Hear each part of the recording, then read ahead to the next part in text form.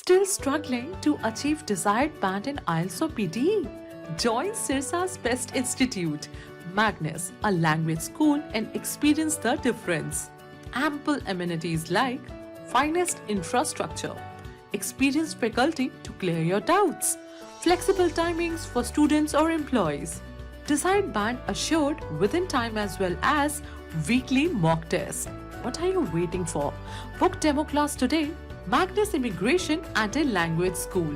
First floor, Lal Koti Wali Gali near Domino's, Sirsa. Call now 700-967-0313. नमस्कार, मैं हूं प्रमोद और आप देखना शुरू कर चुके हैं दी सड़कनामा.com। इस वक्त मैं मौजूद हूं सिरसा में और मेरे साथ कैबिनेट मंत्री हैं चौधरी रणजीत सिंह चौटाला।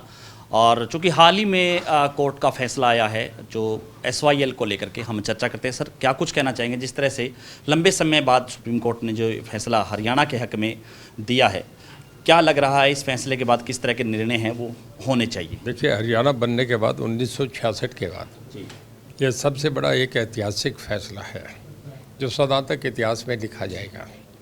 हरियाणा के लोगों के लिए SYL का पानी लाइफ लाइन है और ये पानी आने के बाद हरियाणा का सीन ही बदल जाएगा।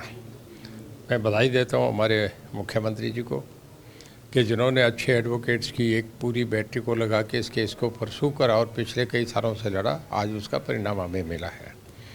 अब ये मान के चले, मैं पॉलिटिकल साइंस का स्टूडेंट रहा हूँ।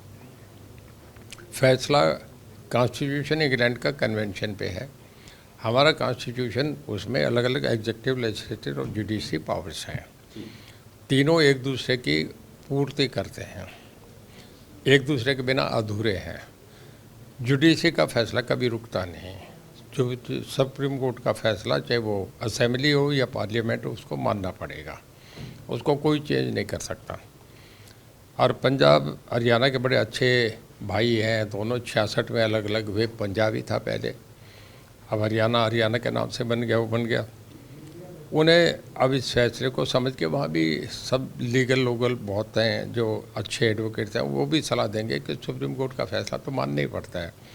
तो जैसे कावेरी के मामले में हुआ तो महाराष्ट्र, कर्नाटक और तमिलनाडु का फैसला था, इम्प्लीमेंट हो गया।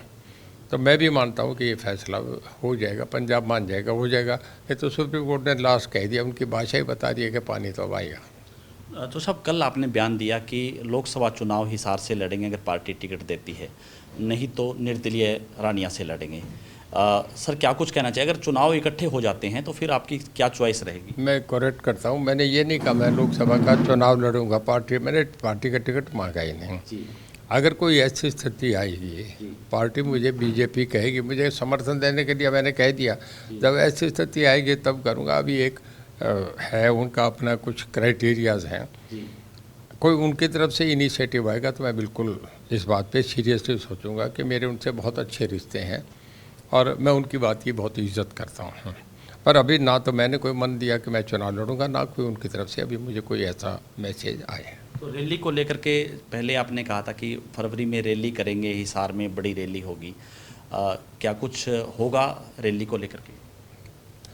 देखिए, एक बहुत दिन से मेरी एक इच्छा थी जो साहब के उनके जन्म दिवस पे मैं घर खाना वाना करता हूँ, वहाँ प्रोग्राम करता हूँ, 5-7-10 हज़ार लोग आते हैं।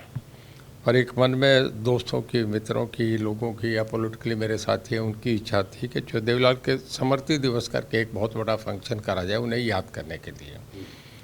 वो मैं फरवरी में करूँगा। उसमें महीना पहले मैं लग के पूरी तैयारी करके सब जगह हरियाणा में घूमूंगा और उस रैली को करूँगा। मैं किसी से कंपैरिजन तो नहीं करता, और मेरा ये मानना है कि एक बहुत बड़ी रैली अब तक की जो रणजीत सिंह ने करी है, मैंने 60,000 की करी, 70,000 की करी, उन सब रैलियों का रिकॉर्ड तोड़ूंगा। ऐसी भीड़ होगी कि लोग, इसका एक बहुत लोगों के लिए अचंभा होगा, बहुत बड़ा धमाका होगा कि ऐसी रैली कभी हुई नहीं।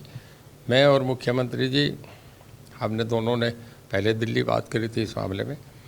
हमारी कोशिश होगी कि दिल्ली का कोई एक बहुत बड़े नेता, प्रधानमंत्री जी हों या आपके अमित शाह जी हों या कोई और नेता, वो किसका तय करें। जैसे यहाँ पहले एक बार नड्डा साहब आए थे शुरू में, कोई भी सेंटर का नेता है, उनके मैं देवीलाल स्मृति दिवस में एक रैली करूँगा। वीरेंद्र सिंह के फैसले को सर किस तरह से देखते हैं? उन्होंने कहा कि अगर ये गठबंधन इसी तरह से चलता रहा तो वीरेंद्र सिंह इस गठबंधन में नहीं रहेगा। मेरी आवाज़ सुनो कार्यक्रम उन्होंने जींद में किया। डेमोक्रेसी है, बहुत हमारे दोस्ताना ताल्लुकात हैं। मेरा उन्हें उनके फैसले में अपना आदमी कुछ भी करे, पर मेरा दोस्ताना सुझाव ये है कि जब ऐसे फैसले कोई हों तो उस पर जब कोई बात बढ़ा दे तो उस पर निर्णय कर देना चाहिए थे। उसे लटकाना और इनडिसाइसिव रहना, असमंजस में अकड़ में फंसा हुआ आदमी ठीक नहीं लगता। उन्हें कोई निर्णय लेना चाहिए था। अगर नहीं लिया और रह गए तो अब मेरा उन्हें ये सुझाव है कि वो जहाँ बैठे हैं बीजेपी में रहना चाहिए। धन्यवाद। तो ये थे हमारे साथ कैबिनेट मंत्री चौधरी रणजीत सिंह। लगातार हमारे साथ बने रहिए और इस वीडियो को आप ज़्यादा से ज़्यादा शेयर जरूर कर दीजिए ताकि तमाम लोगों तक जानकारी पहुँचे। बहुत बहुत शुक्रिया।